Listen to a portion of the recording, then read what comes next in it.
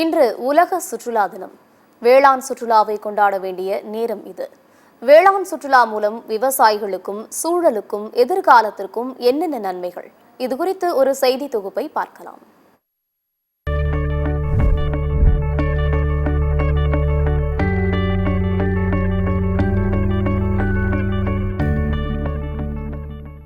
உலகளவில் கணிக்கவே முடியாத அளவுக்கு காலநிலை மாற்றத்தின் விளைவுகள் மோசமாகி வருகின்றன.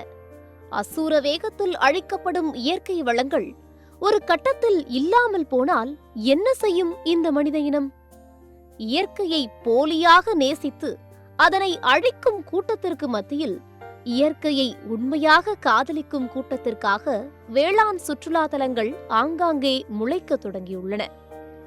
பல்லுயிர்களுக்கு நஞ்சில்லா உணவளித்து அவைகளுக்கு வாழ்விடமாக அமைத்து இயற்கையோடு வாழும் ஒரு சூழலை உருவாக்குவதுதான் வேளாண் சுற்றுலாவின் நோக்கம். இதற்காக இயங்கி வரும் தமிழ்நாடு வேளாண் சுற்றுலா கூட்டமைப்பின் சார்பாக வேளாண் சுற்றுலா அறிமுக கூட்டம் வேலூர் மாவட்டம் காளம்பட்டு கிராமத்தில் அமைந்துள்ள அறிவு தோட்டத்தில் நடைபெற்றது. கூட்டமைப்பின் தலைவர் இறையழகன் தலைமையில் நடைபெற்ற கூட்டத்தில் வேலூர் மாவட்ட ஆட்சியர் சுப்புலட்சுமி கலந்து கொண்டு சிறப்புரையாற்றினார்.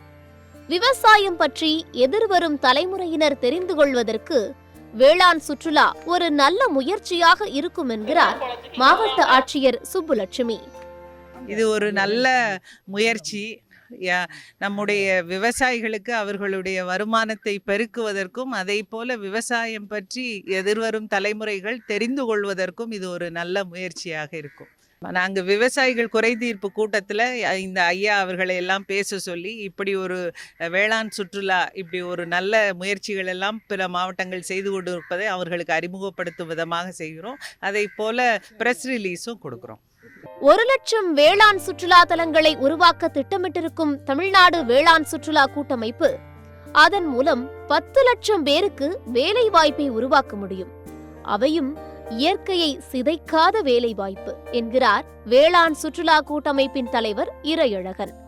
சாலை ஓரங்களில் உணவு தரும், பழம் தரும், காய்கள் தரும் மரங்களை நட்டு வைத்தால் எதிர்கால நம்மளுடைய சந்ததிகள் ஓரளவு தாக்கு பிடிப்பதற்கு எளிதாக இருக்கும்.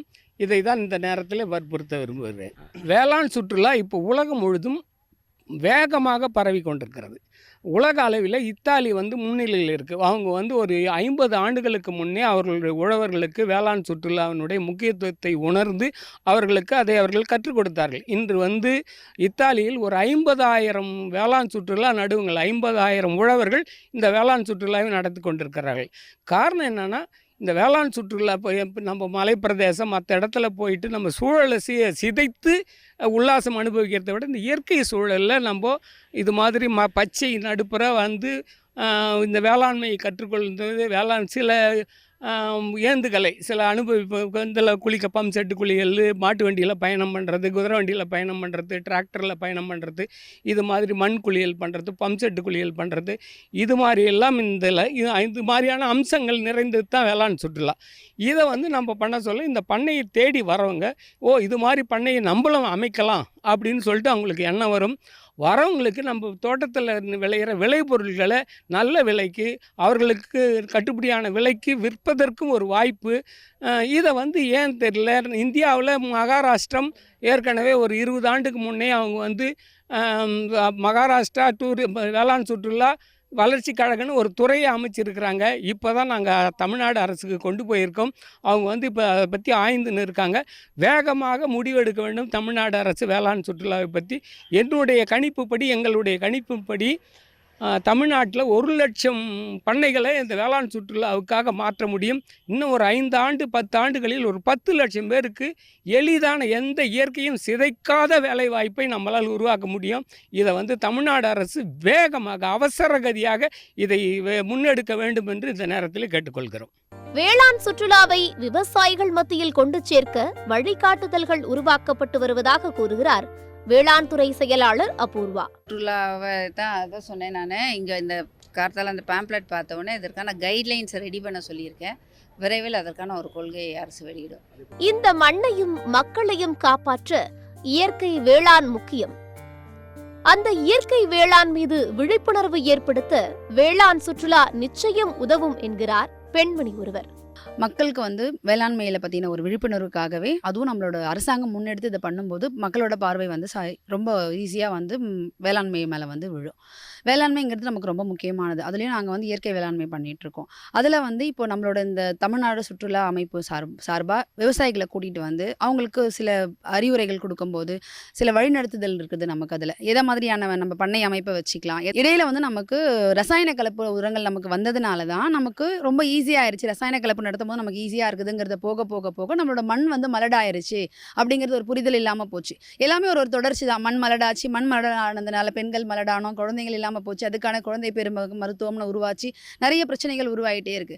நம்ம திரும்பவும் இல்லை நம்ம மண்ணை மலடாக்க கூடாது, அது ரொம்ப முக்கியம் அப்படிங்கிறது நமக்கு இயற்கை வேளாண்மை முக்கியமாக இருக்குது.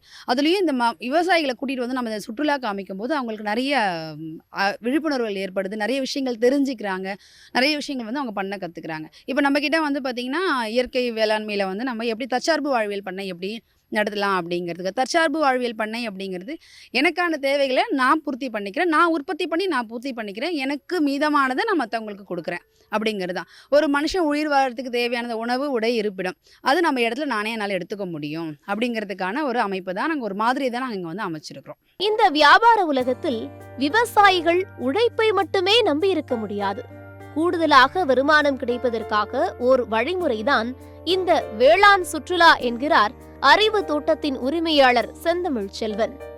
இந்த வியாபார உலகத்தில் வாழ்க்கையை நடத்த முடியாது. ஸோ அந்த அடிப்படையில் விவசாயிகளுக்கு கூடுதலாக வருமானம் கிடைப்பதற்கான ஒரு வழிமுறையாக இந்த வேளாண் சுற்றுலா இதை அறிமுகப்படுத்துகிறோம். இதுக்காக தமிழ்நாடு அளவில் தமிழ்நாடு வேளாண் கூட்டமைப்பு உருவாக்கியிருக்காங்க. அதில் என்ன செய்ய போகிறோம், விவசாயிகளை அதில் எப்படி இணைத்து கொள்ள முடியும், எப்படி அதன் மூலம் வருமானம் ஈட்ட முடியுன்றதுக்கான ஒரு அறிமுக கூட்டமாக இன்றைக்கி அறிவு தோட்டத்தில் இந்த கூட்டம் ஏற்பாடு செய்திருக்கின்றோம். இன்றைக்கு எல்லா தொழில்களுக்கும் எல்லா வகையான மாற்றமும் வந்துவிட்டது. வேளாண் மட்டுமே ரசாயன உரங்கள், பூச்சிக்கொல்லிகள், களைக்கொல்லிகள், மரபணு விதைகளால் செலவு அதிகரித்து அழிவை நோக்கி சென்று கொண்டிருக்கிறது. வேளாண் சுற்றுலா விவசாயிகளையும் வேளாண்மையையும் அடுத்த கட்டத்திற்கு அழைத்து செல்லும் என தமிழ்நாடு வேளாண் சுற்றுலா கூட்டமைப்பு நம்பிக்கை தெரிவித்துள்ளது.